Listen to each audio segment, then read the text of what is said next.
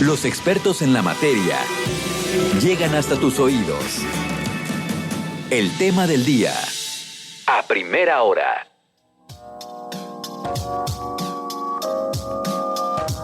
Y el tema del día tiene que ver precisamente, lo comentábamos al inicio de esta emisión, con el Día Internacional contra la Violencia y el Acoso Escolar. Bueno, pues es un tema que sigue lacerando y sigue lastimando, por supuesto, no solo a los estudiantes, sino también a sus familias y en general a la sociedad. De esto vamos a platicar a partir de este momento con Raúl Guido. Él es psicoterapeuta y bueno, con este tema de violencia y acoso escolar. Raúl Guido, muy buenos días. ¿Cómo estás? Bienvenido, buenos días. Muy buenos días, Freddy. Encantado de estar aquí. Oye, Raúl, pues entrando en materia, esto que digamos que a pesar de tantas recomendaciones, de tantas campañas que ha habido tanto en los medios como por supuesto por parte de los gobiernos, es algo que lamentablemente pues continúa y en muchos casos a la alza. Bueno, mira, hay que entender dos cosas fundamentales cuando se trata de violencia y acoso escolar. La primera, que es lo siguiente: la violencia y cuestiones de acoso escolar es el síntoma, no el problema. Esto es bien importante entenderlo. Vamos a compararlo como con cualquier otra enfermedad. Uno cuando, no sé, tiene fiebre, tiene temperatura alta, bueno, uno va y se atiende, sí, para bajar la fiebre, pero ese es solo un síntoma. Tiene que haber algo subyacente que esté provocando la fiebre. ¿Por qué persiste y por qué pareciera que va a la alza esta cuestión? Es justamente por lo que hay detrás, porque la violencia y el bullying solo es un síntoma de algo más que vaya más allá que esté pasando. ¿Qué puede estar pasando? Ahí es donde se tiene que abordar, digamos, para llevarlo de lo individual a lo colectivo o a lo social, donde todos los factores y todos de una u otra forma, de manera activa o pasiva, estamos involucrados. De por qué persiste y por qué no cesa, bueno, dependiendo del contexto, a veces no importa si atiendes uno u otro aspecto, si los otros salen volando. Generalmente es tan difícil atender este tipo de cosas porque se tiene que hacer de forma integral y a veces tiempo, voluntades, espectadores, etcétera. Bueno, no siempre hay el interés o no hay la suficiente concientización o incluso información o capacitación para hacerlo de la manera más integral y correcta posible. Raúl, hablas de que esto va escalando de lo individual a lo colectivo. Esto de lo individual, me gustaría que lo puntualizáramos, tiene que ver, no sé, con el aspecto de la persona, tiene que ver con la manera en que se conduce, cómo se relaciona con los demás. Sí, mira, vamos a ponerlo así. Al tratarse de acoso escolar, vamos a remitirnos a esa etapa de la vida. Estamos en una etapa, en la niñez y en la adolescencia, de formación de la personalidad. Digamos que es una etapa vital y al mismo tiempo muy vulnerable, donde intentamos definir quiénes somos. En ese sentido, por pura inercia, vamos a intentar definirnos a través de nuestro grupo de pares, a través de ciertas amistades, de encajar. Al final del día somos seres gregarios, seres tribales, donde vamos a intentar encajar o no encajar en algún grupo en el que aspiremos o nos creamos afines. Por esa misma característica, que es como muy innata, va muy en el sentido a la supervivencia, al ser tan gregarios, también vamos a intentar, por así decirlo, rechazar o reafirmar que pertenecemos a cierto grupo, resaltando las diferencias con otro. Y generalmente eso es lo que vamos a tender a atacar por naturaleza propia, lo que percibamos como que no encaja, que es diferente. ¿Por qué? Porque la exclusión es como un paso para la vulnerabilidad y es cuando en esta cuestión de control de impulsos, de con tal de encajar con algún grupo, de sentirnos aceptados, de repente, sobre todo en esas etapas, podemos hacer cada barbaridad que no tomamos plena conciencia del impacto que puede tener. De repente es cuando se vuelve una opción fácil recurrir a este tipo de prácticas. Otra cuestión también de lo individual que tiene que ver con el contexto es, como en esa etapa somos seres que de una u otra forma todavía estamos en formación de nuestra personalidad, mucho de lo que nos pasa no necesariamente lo vamos a saber elaborar. Si uno viene de un contexto hostil, violento, de poca atención, etcétera, bueno, ¿dónde crees tú que va a ser el primer lugar de descarga? Justamente a través del otro. Esto que me está pasando a mí, voy a ir, digamos, como a liberarme de esto, sacármelo de encima, proyectándoselo o desquitándome o colocándoselo. Es como Raúl, como desahogar esa energía negativa que es la que están viviendo algunos de estos chicos en sus propias casas, en sus propios hogares, y trasladarla a las aulas, a las escuelas. Sí, por supuesto. Y digamos esta energía negativa, y aquí voy al punto que mencionaba hace rato de tratarlo de manera integral, a veces sí puede deberse a la familia, a veces es un poco más extenso, a veces hay, digamos, condiciones de mayor precariedad que rebasan al propio contexto familiar, ya sea pues, por cuestiones económicas, ambos padres siempre están ocupados, no hay suficiente atención. Si uno se vive, digamos, en lugares conflictivos o entornos violentos, donde prácticamente pues, la energía de uno está volcada más bien a estar bien, a estar sano, a sobrevivir, más allá de uno interesarse por crear vínculos medianamente sanos, formales, cuestiones relativas también en esta necesidad de encajar con alguien con quien uno decide encajar, porque también no es afán de excluir de total responsabilidad a los niños o niñas y adolescentes que deciden o no pretender encajar con uno u otro grupo, porque al final del día pues uno decide en buena medida. Raúl, en estos entornos violentos, ¿qué es más probable que suceda? Que un chico que está en un entorno familiar violento tienda a ser sumiso y pueda ser víctima de acoso en la escuela, o que sea el acosador, o sea, quien imponga el bullying. Mira, no hay una respuesta concreta a eso. Ahí sí depende de una combinación de los tres factores. No solo es de la crianza, sino como en aquella carga genética, con aquel temperamento que uno ya tiene cargado desde el nacimiento, y también dependerá de cómo uno ha respondido a este tipo de hostilidades a lo largo de la vida.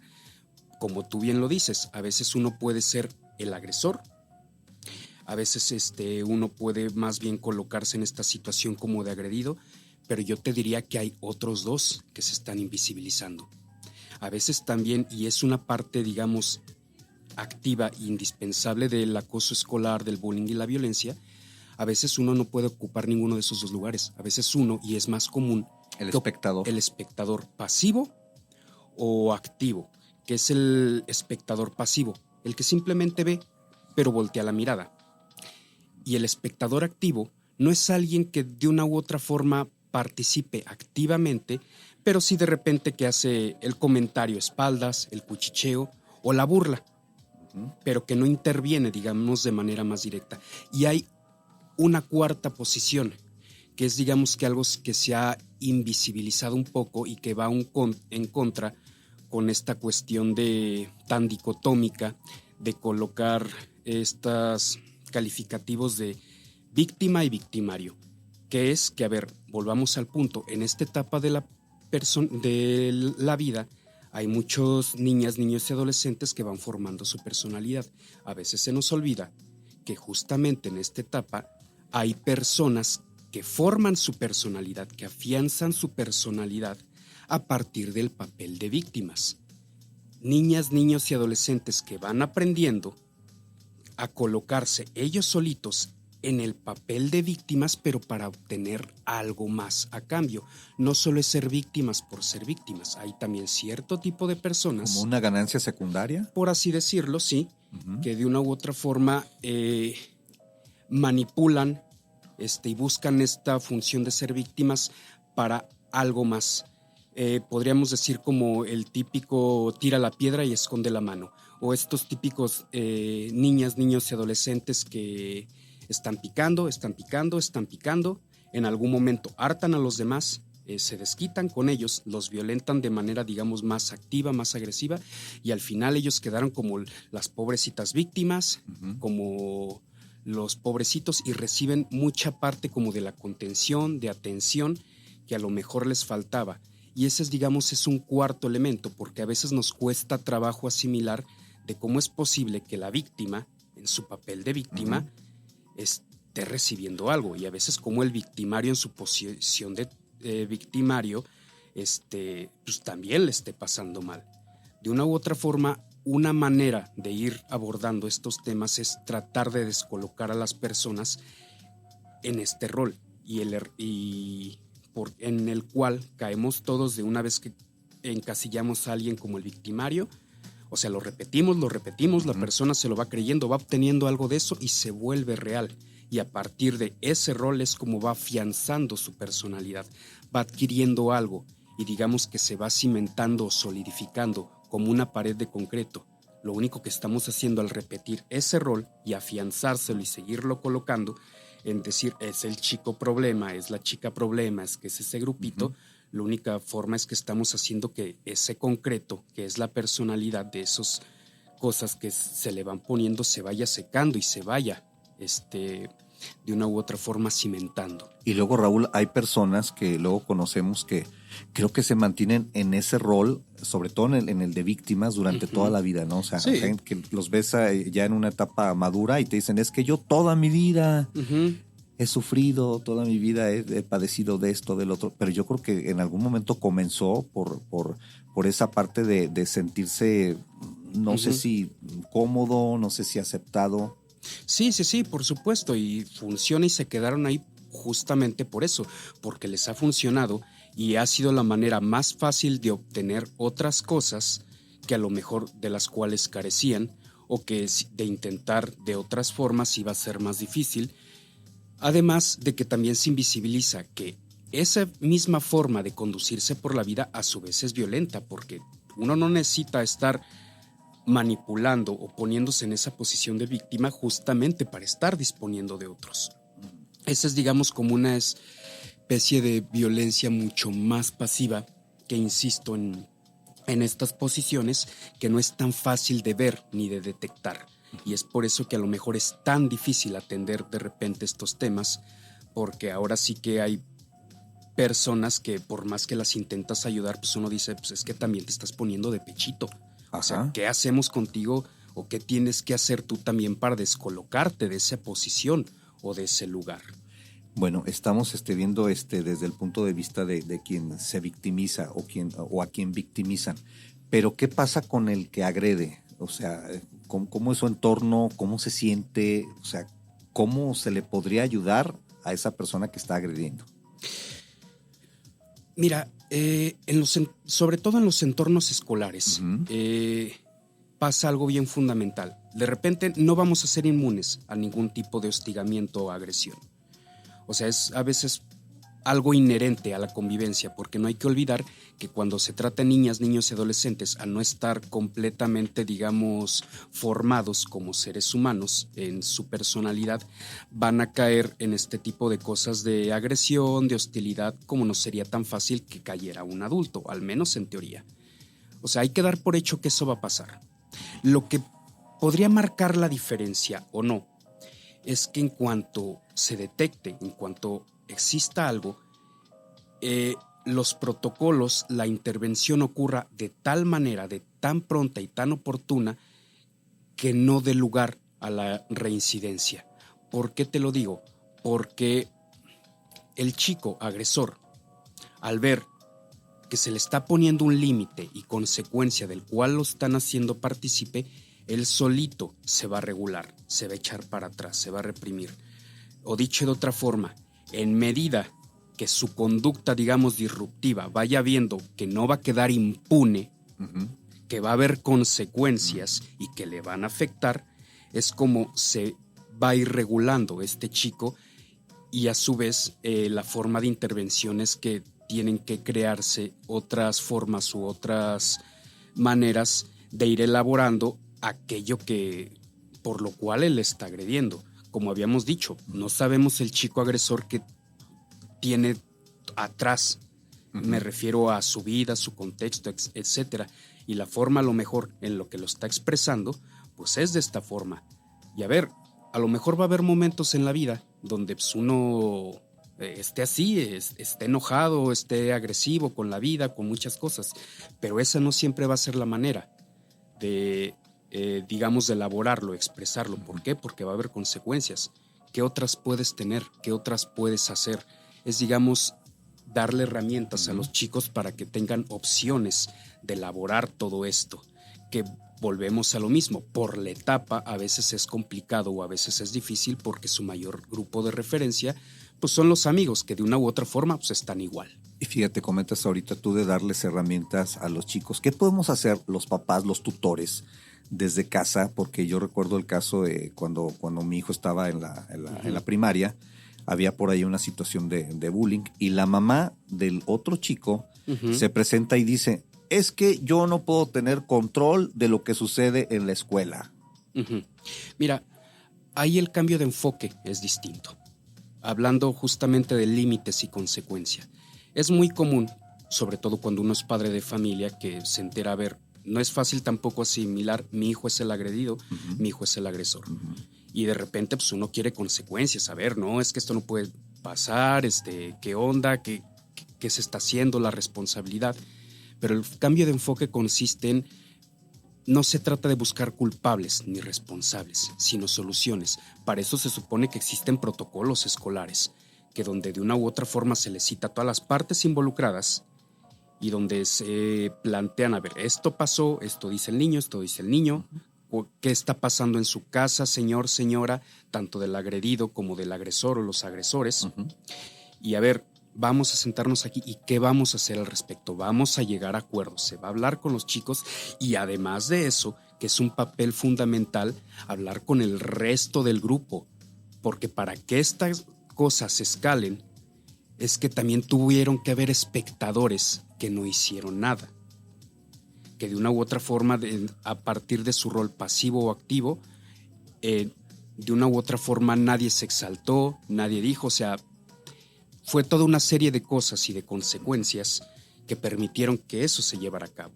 Lo peor es, creo, lo acabas de decir, es no hacer nada, ¿no? Sí, Yo creo que eso es lo peor en este sentido. Fíjate que en otra ocasión, recuerdo bien que me tocó ver a un padre de familia que va con el maestro y le dice, a ver, porque ya tenían la queja de el hijo sufría de bullying, pero en la primera ocasión que el hijo respondió, le mandaron a hablar al papá. Y el papá, yo escuché textualmente que le decía al maestro, a ver, maestro, si yo le pedí tantas veces a usted que pusieran orden con esto y esto siguió pasando, yo le dije a mi hijo, ¿sabes qué? Hasta aquí. O sea, no te dejes. O sea, ya tienes que defender ya por ti mismo. Incluso lo llevó a clases, de por ahí de boxeo, alguna cosa así. Y entonces el niño llegó el momento en que, pues, tanto va el cántaro al agua hasta que se rompe. El niño explotó. Y el niño comenzó a defenderse. Yo creo que esa es otra postura que no es la ideal, pues. Sí, pero volvemos a lo mismo. Para que haya llegado a ese extremo, se tuvo que haber incumplido la premisa inicial, que es que, a ver, desde el principio no se actuó de manera clara y contundente. Se generó como esta percepción de impunidad que dio pie a que se siguiera repitiendo una y otra vez. Y en esos casos muchas veces ni siquiera es culpa, digamos, en específico de alguien, porque también a veces poniéndonos en la posición de los maestros, a ver, como padres de familia nos cuesta trabajo entender. Uno podrá tener 1, 2, 3, 4 hijos. Si a veces con esos uno no se da abasto, pónganse en la posición del maestro que tiene 30, 40, 50 por salón. Sí, es que sí está complicado. Todos ingobernables, o sea, por más que uno dice, es que ponga la atención a mi hijo, siéntemelo adelante, no le pierda la vista encima. A ver, sí, señor, señora, hago lo mejor que puedo, pero como esos tengo otros 40, tengo otros 50. O sea, yo sí quiero intervenir, no es que sea negligente, etcétera, simplemente pues, no me doy abasto. Y casos como el de su hijo, o sea, hay muchos.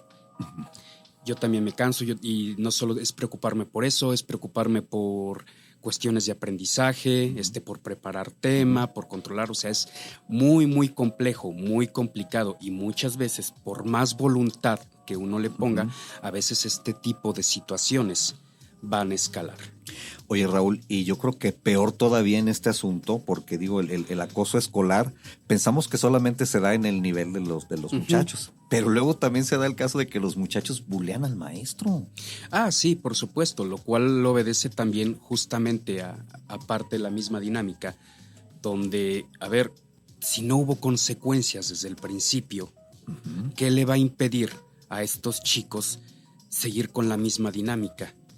Justamente seguir con esta idea o esta fantasía de su grupo gregario de nosotros somos los más fregones, que hasta el maestro ni siquiera nos puede hacer nada. Es que es eso también, fíjate. Luego también los chicos llegan como empoderados, ¿no? O sea, como se sienten así como que no, tú a mí no me puedes gritar, obviamente no me puedes tocar tampoco, pero yo creo que hay una línea muy delgada, ¿no? Entre el derecho que tiene el docente a ejercer su autoridad y en el hecho de que pues el alumno también esté malinterpretando, ¿no? O que se sienta agredido. Ah, sí, por supuesto. Y en ese sentido, también sí ha habido como cierta clara tendencia en cargar de mayor responsabilidad a maestros, docentes, de a lo mejor de cosas que ya vienen deficientes desde casa o como sociedad, porque lo que tendemos a hacer en este tipo de situaciones es que siempre el problema vamos a intentar ubicarlo afuera y hasta el último y hasta que nos confrontan es adentro, cuando no nos damos cuenta que parte del problema somos todos. Si le preguntas a los maestros dónde está el problema, te van a decir es que desde casa, es que estas nuevas generaciones, que los videojuegos, etcétera. Si le preguntas a los padres van a decir es que los maestros, es que falta de vocación, que falta de preparación, y siempre van a ver afuera, todos van a ver para afuera, pero pocas veces uno se va a poner a pensar, bueno, ¿y yo cómo estoy contribuyendo a esto? Claro. En este ejemplo que me mencionas, donde los alumnos incluso se pueden llegar a intentar propasar con los profesores, el profesor también se tiene que poner a pensar, a ver, ¿y yo qué estoy haciendo? ¿Hasta dónde el protocolo o el sistema me está permitiendo o no desvincularme de esta posición? ¿Yo qué puedo hacer? ¿De quién me puedo apoyar? ¿Qué otras herramientas hay? ¿Qué onda con los papás? O sea, es tratar de verlo de manera integral y no nada más, es que los otros, donde el problema siempre está afuera y no adentro. ¿Qué hay que hacer entonces cuando ya estamos inmersos en una situación así que pues, debe ser complicada, debe ser desagradable, tanto como si nuestro hijo es agresor o es agredido? Bueno, lo primero es, insisto, hay protocolos escolares, se supone que los mandas desde la Secretaría de Educación, tanto la pública, la federal como estatal. Puede variar un poquito en escuelas privadas, pero finalmente ese es como el contexto donde sientan a todas las partes involucradas y se les dice, a ver, más allá de los responsables, vamos a llegar a acuerdos, vamos a llegar a soluciones, porque uno como padre, uno como maestro, no, es que yo exijo justicia, esto no se vale, y es que, a ver, ya pasó el hecho, o sea, hay que desvincularnos de esta idea de no se puede reparar, sí, ya pasó, ¿qué vamos a hacer para procurar que esto no ocurra?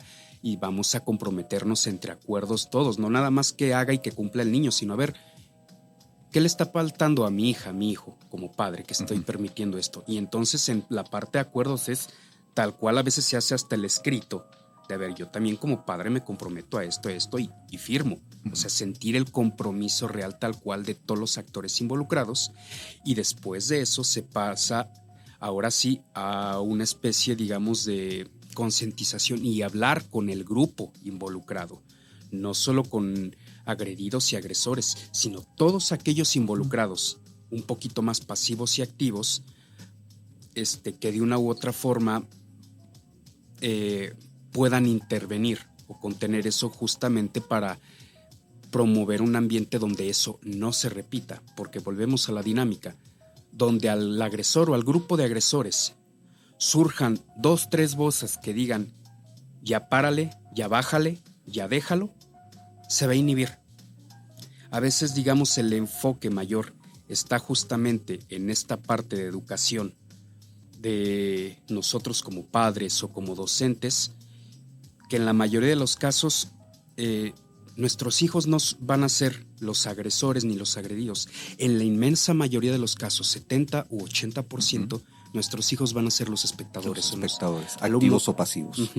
Nuestros alumnos van a ser los espectadores. Ahí es donde tiene que ir el trabajo de qué como grupo gregario, qué como sociedad estamos dispuestos a permitir o no. ¿Quién va a alzar la voz? ¿Quién va a hacer algo? ¿Quién va a inhibir?